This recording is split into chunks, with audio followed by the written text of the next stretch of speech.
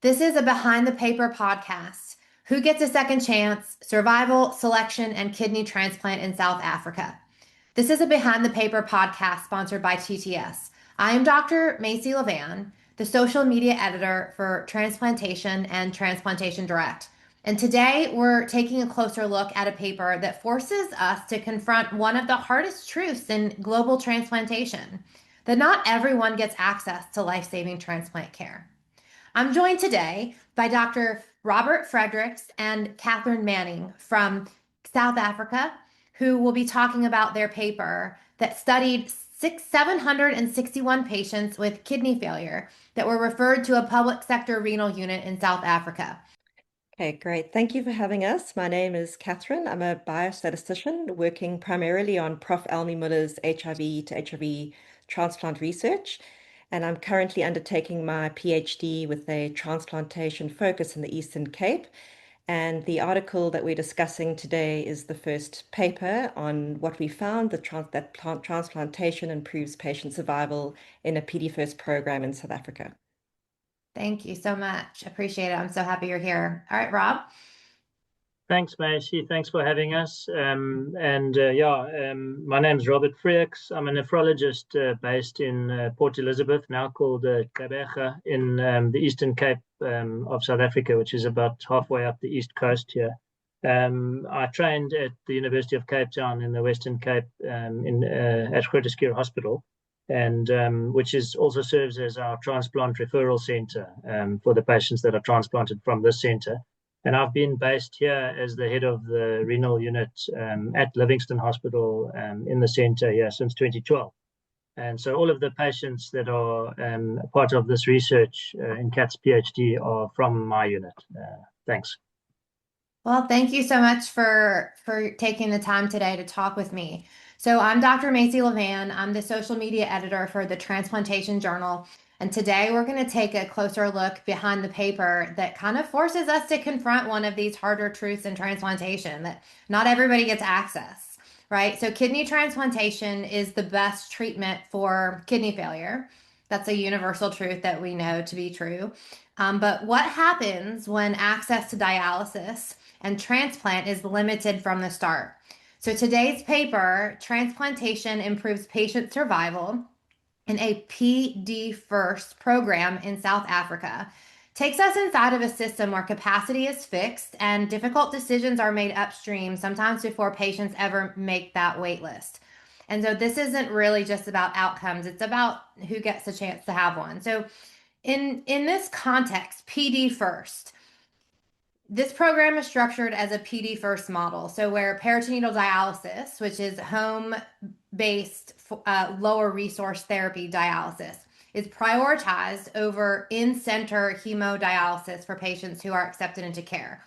Rob, could you tell me a little bit more about PD first and that type of model? Yeah, thanks. So in South Africa, many of the public healthcare systems centers are basically based on a peritoneal dialysis first policy. It makes sense for our country. We treat patients over a very large geographic area. PD is obviously a lower resource intensive therapy. It's got equivalent outcomes to hemodialysis, but we don't need necessarily a renal unit there, infrastructure. And so a lot of centers prioritize PD over HD for that reason. Notwithstanding the fact that, one also gets a good quality of life through peritoneal dialysis. And importantly, it preserves veins. For hemodialysis to create a fistula requires surgical access, surgeons, theatre time, all of which are very restricted in our country. And so it makes sense for us to prioritize a PD first approach, and ultimately patients who maybe cannot do PD would start on HD if they are accepted, or perhaps if PD fails along the way, they can then switch across to hemodialysis if resources allow. That makes sense. Thanks for explaining that, because it's very different in the United States, and so I appreciate the context. So let's talk a little bit about your study. So your study followed 761 patients with kidney failure. And those patients were referred to public sector renal unit in South Africa. And I take it that is your unit that you run. That's right. Yeah.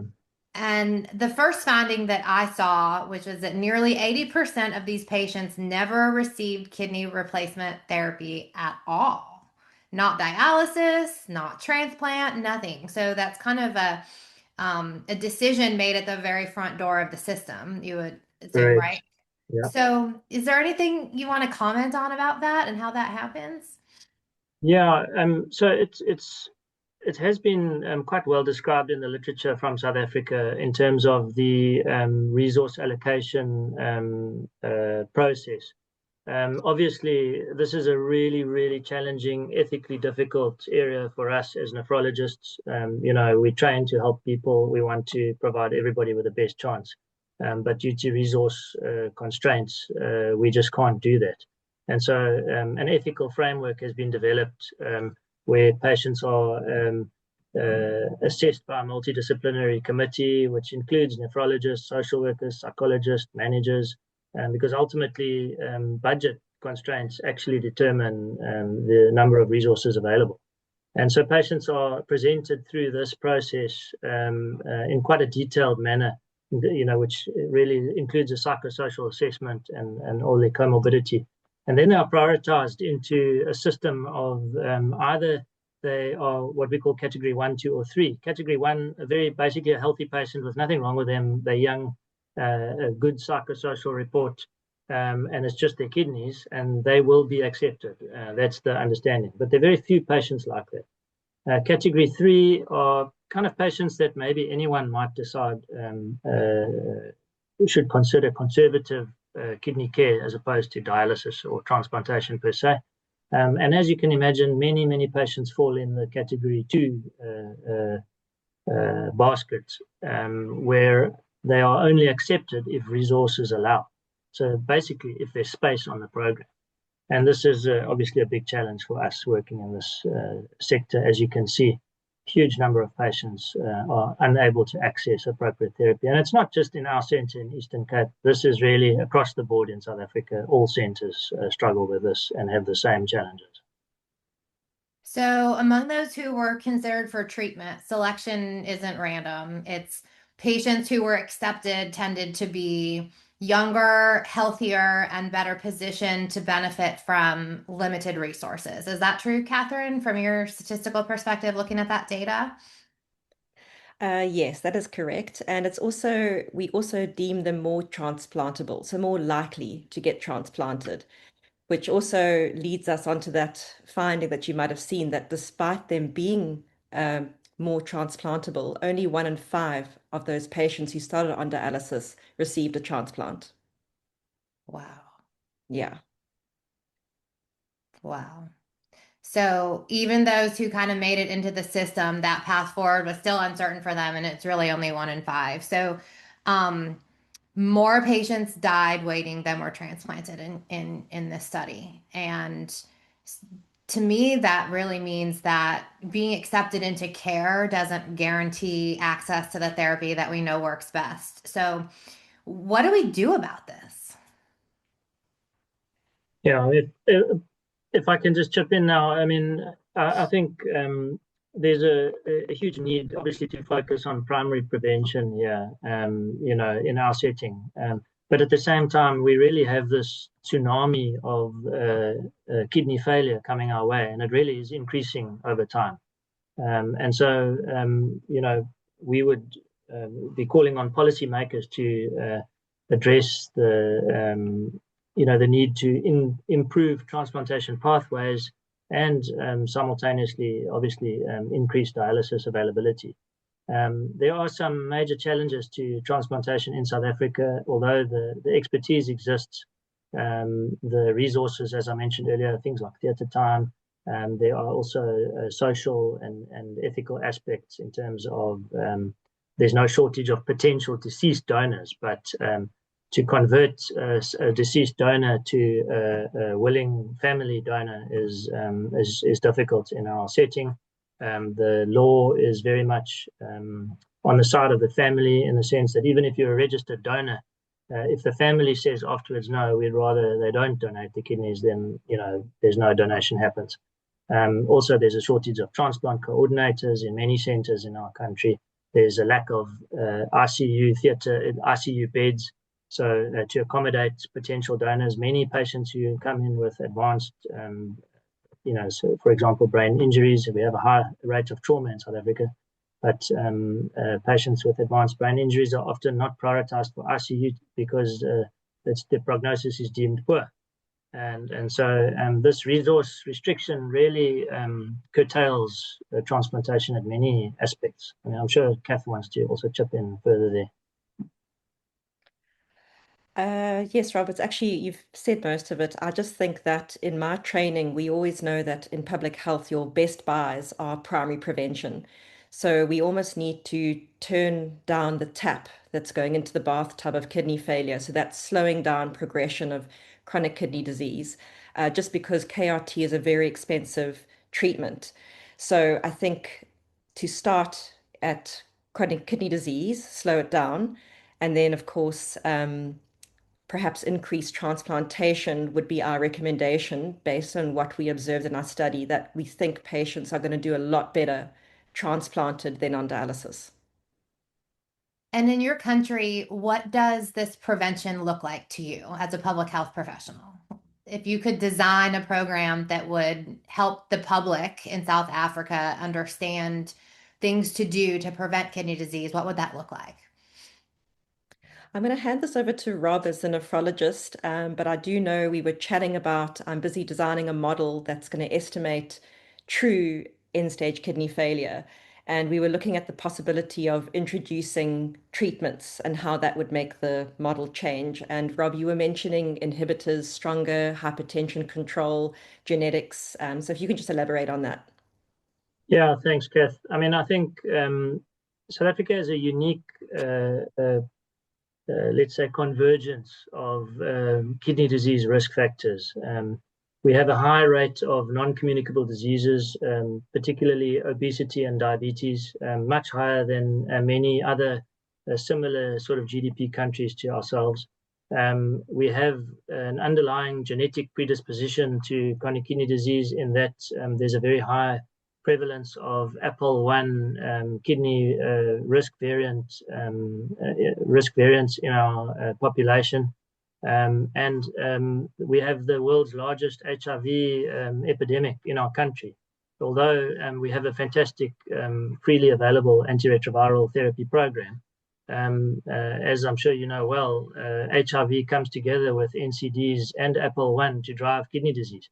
So I think, it's not just a simple thing about addressing primary care, because I think we are still going to have a high burden. But having said that, Kath's 100% right.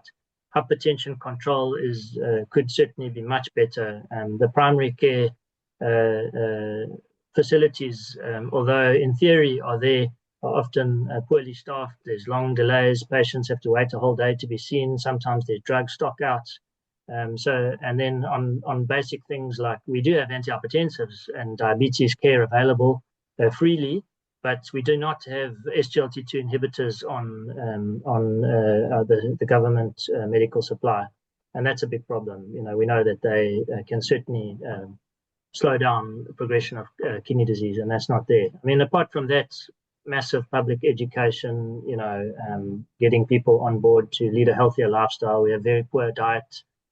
Fast foods, high salt intake. I mean, there's really, really many risk factors, and I think there's a multi-pronged approach would really be necessary here, and really is important to introduce as soon as possible. Because transplantation does dramatically improve survival, but only if you get to transplantation, right? So in the setting where resources are limited and there's strict selection criteria, the survival benefit still holds, and transplant isn't better. It really is life-saving, but we have to have a multifactorial approach to getting to transplantation, which ultimately means less people would need that therapy, right? And That's 100%. I think this is bigger than just South Africa, because globally we spend a lot of time talking about innovation, and you guys were the pioneers in HIV to HIV transplantation that we then were able to take to the United States and change our laws to allow that. But think about all of the new things that are going on, right? We have the opportunity in the future, very far out future, even though we're in clinical trials now for, things like xenotransplantation and organ preservation and doing all of these new kind of technologies. But right now, that's far. It's happening, but we are still constrained to what we have right now. And I think that your study and the work that you all are doing is reminding us that transplantation isn't really always about what we can't do. It's about sometimes we don't have the capacity to deliver what we already can do. And changing that level of capacity shifting and resources is really important. So let's talk a little bit about what you think should be the next steps for South Africa or other countries that are facing similar problems. I'll start, Rob. I think data is really, really important. It answers questions. And I think that policymakers and people, stakeholders, they can't ignore numbers. And so Rob and I are really investing in getting numbers out of the Eastern Cape. So, for example, we were able to get a little bit of observational research, but this research has really helped inform microsimulation, which they're doing all around the world, where they're actually trying to predict actual chronic kidney disease and end stage for the countries using their population data.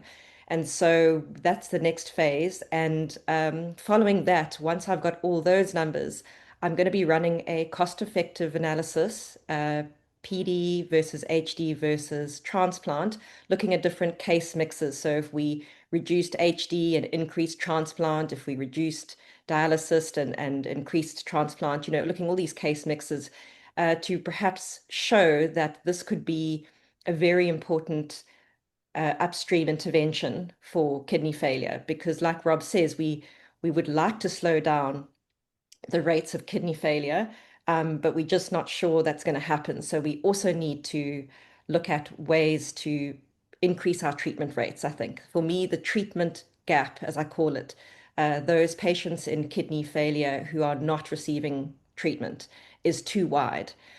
And so I think that getting the numbers out, and I think once you've got the numbers and you've got the epidemiology, it's something to work with, and hopefully it can drive change and especially help with policy.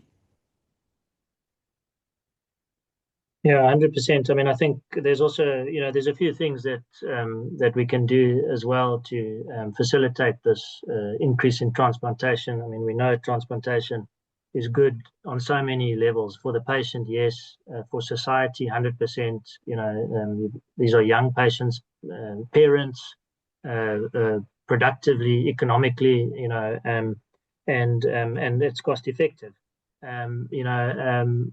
Mandatory referral of potential donors would really go a long way in our system. Implementing transplant coordinator presence in smaller hospitals, not just in the major centers, and introducing organ donation education into the school curriculum. It is happening. Fortunately, we have been privileged to engage more recently with the National Department of Health in addressing ways that transplantation can be increased, as well as kidney replacement therapy, perhaps more optimally with the current budget. Optimizing peritoneal dialysis over hemodialysis, for example, where if things are provided at scale, costs can be driven down. The whole idea behind this resource rationing thing was that only patients that are considered transplantable are actually accepted onto the dialysis program, with the goal of transplanting them to make space for others to receive dialysis. But as you pointed out in the beginning, it's only 1 in 5 that's actually transplanted over a period of time. So this is not really achieving the objective. But we are hoping that through constructive engagement with our National Department of Health, things can move forward. South Africa is in a unique position at the moment where the government is trying to introduce universal health care and trying to lessen the gap between the public sector, which is really 85–90% of our population, and the 10 or 15% self-funded, medically insured population, who receive, for all intents and purposes, pretty world-class care. We do have this unfortunate inequity in provision between the haves and the have-nots. And we need to, as a country, need to be creative in ways that we can lift up the public sector patients without bringing down, the care that's existent in the insured sector. So it's about access, policy, education, infrastructure. You said something really interesting I want to go back to. You talked about organ donation education in Yeah. school. Tell me a little bit more about that. Well, I'm not in a position to speak well about it because there are some civil society organizations that are doing a lot of good work on this, like Dave Thompson and the Orgamites Foundation, the National Kidney Foundation. This is from Canada, the Orgamites, Mm-hmm. um, and a National Kidney Foundation and other role players. And so there's some progress being made in using social media and getting into the schools and trying to introduce also into the medical training curriculum. We have a nascent medical school here at the Nelson Mandela University, where I'm based, where it's now been introduced. The organ deceased donor education course is part of the medical curriculum.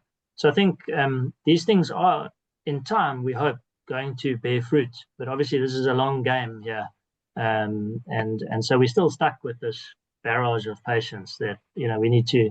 While we definitely need to address transplantation, and we definitely need to increase primary prevention and awareness, we still have this large number of patients with advanced CKD/kidney failure that do need help. Macy, if I can just add some numbers to Rob's points. I've recently collected data on the donor pathway for Groote Hospital from 2016 to 2025, and we had 814 referrals, of which 213 became utilized donors. And the greatest fallout was at the consent, with family. So if we're looking at organ donation, you've kind of got to plant the seeds quite young so that when you are approached with a situation, it's not completely new to you. So just to give you those numbers, which will be published within the next few months, but it's we've only managing to utilize around about 25% of our referred donors. Wow. Yeah. Yeah, and I mean, to add to Kath's point there, on the living donor front, I can't give you an exact number, but it's only around 20% of patients that actually come forward as potential donors that are considered suitable to be living donors, due to the high incidence or prevalence, rather, of the comorbidities I've mentioned. Things like HIV are discovered. There's a huge prevalence, about 2/3 obesity. So this knocks off a lot of potential donors, really limiting the living donor program as well. So are you doing transplants from HIV positive living donors or not? Not yet in South Africa. I think Okay. it's very nascent. I believe from the States there are a few. Yeah, we have a handful of cases that we've done, but yeah, Yeah. that's an interesting area that we're looking into understanding more. Um, how you can talk with people about that. How do you understand those options in HIV medicine clinics in the United States? That's an area of research interest for sure. So let me go back to the very beginning and ask a question I probably should have asked first, but what made you look into this to begin with? What led you to ask these questions to start with? So, as I mentioned first, that I'm busy doing my PhD, and the broad question is increasing access to transplantation in the public center. So, it's quite a mouthful. It needs a lot of context. And in our opinion, the public sector healthcare is quite similar to a lower middle income setting, rather than South Africa is actually labeled as an upper middle income. But as you know, lower to middle income settings are synonymous with healthcare system challenges. And I was looking at a province that had an unknown population in kidney failure, therefore a completely unknown KRT need. And so the first paper I realized in order to do all the very fancy modeling work, I actually needed observational data for the Eastern Cape and sort of using the Eastern Cape as this lower middle income setting. And so we got the data, and that was to answer the questions of those who make it to the referral for kidney replacement therapy, how many actually receive it? And this is to gain that first inference on the treatment gap, because South Africa has never been able to estimate that. We've only had kidney registries that tell us how many people in the public sector are receiving. It does not tell us how many are actually in kidney failure. And then also the study allowed us to follow up patients right from referral all the way to end of study and be able to look at their outcomes. And that was also another inference that we were able to see, wow, the transplanted patients seem to be doing much better, and we need to look into this. We need to extend this research a bit further. And for you, I mean, Rob? yeah, from our side as well. Yeah, we're really grateful to have Kath on board here, to actually help us get this data. But as a nephrologist working in South Africa, you can feel quite powerless sometimes. Dealing with the number of patients that we see who need help. And from a personal perspective, I think advocacy. This is for me a part of advocacy really, and in raising the awareness and actually getting policymakers to listen. We held in 2023, in the beginning of 2023, with Elmi Miller as her assistants, we held a symposium here at my local hospital, trying to look at ways we can increase transplantation in this area. I mean, should we even be looking at starting a transplant center, for example? What are the barriers? And really, one of the key things that came out of that meeting was the fact that we have no data. We actually don't, So, and as you know well, data speaks to policymakers, and unfortunately, policymakers don't fund data capturers. So in our setting, so it's a sort of a bit of a self-fulfilling thing, and we really want to break that cycle, speak out for the patient on the patient's behalf, and see if we can capture some attention here. I love it. More data. We do need data to address these critical problems in the policy sphere, but it can kind of be a loop, right? Trying to support that data collection is really important. Would you say that you have a robust data collection system for transplantation in South Africa? Yes. Rob, I think I'm going to hand this over to you. I think we need to talk about the Yeah. kidney registries, because that is some of our only access. There's a few units that have published, but I think, Rob, if you can just speak about and explain our kidney registries. Yeah, so I mean, there used to be a registry in South Africa, but fortunately, over the last 10 or 15 years, some colleagues from the Western Cape have actually reinitiated the South African renal registry, aimed at prevalence data really. And unfortunately, I would say we do not have a robust data collection system in South Africa. The registry has made massive inroads and is really helping us a lot to understand the landscape. But we do not, for example, have mandatory data reporting from dialysis centers. So some hospital groups decide, it's not in the patient's personal protection of personal information, what we call the POPI Act here in South Africa. Then they don't report data. So that's a big problem for us because we actually don't have the denominator down. Unfortunately, also, most of the public health system in South Africa has no electronic health records.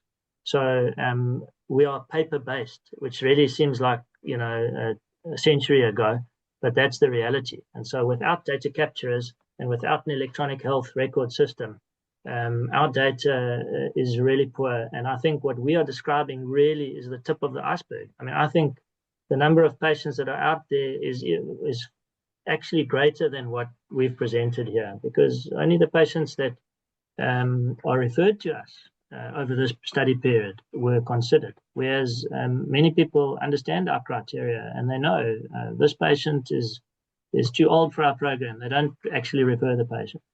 And so we have, I think we've got major challenges, and that's part of the the clinicians' burden here getting people to listen to us is we can't show them the number of patients that we're seeing. That's why this work is really so important for us and really painting a picture. And Kath's work also going forward in modeling, the next steps to try and determine more accurately the true burden of disease. Macy, just to extend, when I read research from the US, you have these giant registries where you collect unbelievable data. So think in South Africa, what we see is very individual units sort of going through paper records, collecting, they decide maybe 5 or 10 years worth of data and then presenting their survival results. So it's very much individual unit based. We don't have big registries for transplant in place.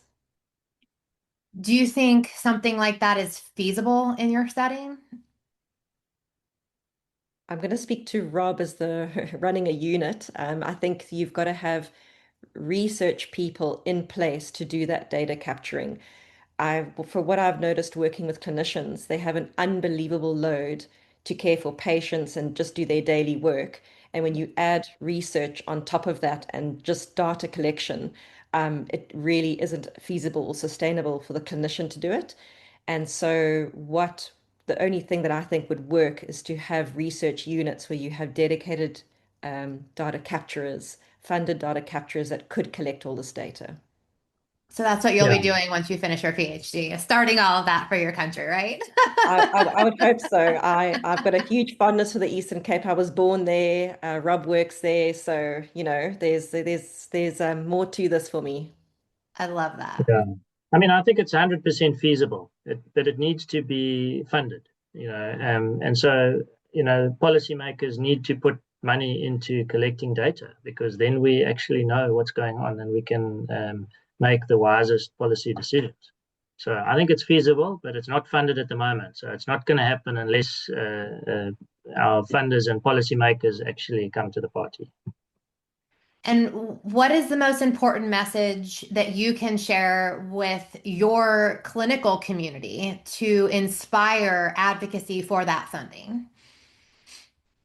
Yeah, I think we need to speak out, and so in the ways that we can in our own areas, keeping data like this is really important. Knowing just simple things like how many patients you saw and how many you couldn't help, and it seems really basic, to say that, but that information is not publicly available, and I also think that our patients, we as clinicians, we speak up for the patients, but because so many of them haven't got a voice. But they actually do have a voice and they don't use it. So patient advocacy groups, I think, are so important in our setting. And policymakers don't listen to employees, but they do listen to patients because they are the voters. So, if people do speak up in the public space about this and create awareness like that, I think it will actually be more meaningful than a bunch of clinicians shouting that they need more resources, because which clinician doesn't say that at any given time? So, I think that would go a long way to helping us. Fantastic. Well, is there anything else you wanted to share about your paper or the findings that you want to highlight for the podcast that we didn't cover? Um, Perhaps, Rob, we can just remind the listeners that Rob was involved in research about 2 years ago where we actually compared public sector to private sector KRT rates. I think it's a really important finding by our colleague Lungi. And they found that the prevalence of treated kidney failure was 49 per million population in the public sector versus over 1,400 in the private sector. And I think it was that the private sector patient and kidney failure, they have almost a 29 times the odds of receiving kidney treatment, kidney replacement treatment compared to public. So there's a really huge divide and inequality there. Yeah, and I think, I mean, this is part of this advocacy work in trying to help people understand this massive treatment gap that we have, between the public and the private sector. And no one wants to bring the private sector treatment rate down, but we need to lift the public sector treatment rate up. And as we've been discussing, primarily it would be ideally through transplantation, but it just highlights the massive problem that we have. And so if you use that as a proxy, treatment rate for what's actually needed in the public sector, I mean, we're talking about thousands and thousands of patients in my area that are not receiving treatment that should be. So yeah, I mean, I think that was good you highlighted that. I mean, I think from my side as well, obviously our transplant outcomes were in this study really, really good. Probably an over estimate of the benefits of transplantation, in the sense that it's quite a small cohort. These patients are highly selected in the sense that they tended to be younger, with less comorbidity. So we don't expect that our survival rates are going to be as good as what's shown in this paper. It just happens to be that in this cohort that was how it is. But given our resource restrictions, I think we're still doing well with transplantation, and it shows what can be achieved, even in a resource-constrained setting with attention to detail. We've got great pharmacists that make sure that there's never an interruption in the drug line supply. There are some good things as well in our public sector for these patients anyway. There's no co-payments for them, no out-of-pocket expenses. And these things are big challenges in other lower middle income countries where the drug supply is such a key thing. So there are some good things too. But it would be great if we could capitalize on all of that. Fantastic. So patient advocacy, we need to do more of. Y'all need more 100%. funding for data collection and Yep. research in this area. Policymakers need to look at that data and pay attention to it and hear the voices of those patients, because the infrastructure is not capable of sustaining the need for transplantation and for renal replacement therapy in your country. So I would like to thank you both so much for joining me today, with Catherine Manning and Robert Fricks for joining me, talking about your very important work. You can read the full paper online. It's available on Transplantation Direct and will be linked in the show notes. I'm Macy Levan, and this has been a Behind the Paper podcast sponsored by TTS. Transplantation does save lives, but first you really have to be in a position to get one. And this has made it real clear to me that there are many places in the world that still need a lot of advancement in that space. Thank you both so very much. I appreciate it. Right. Thanks, Thank you for Macy. having Thanks us, for your Macy. time. Yeah.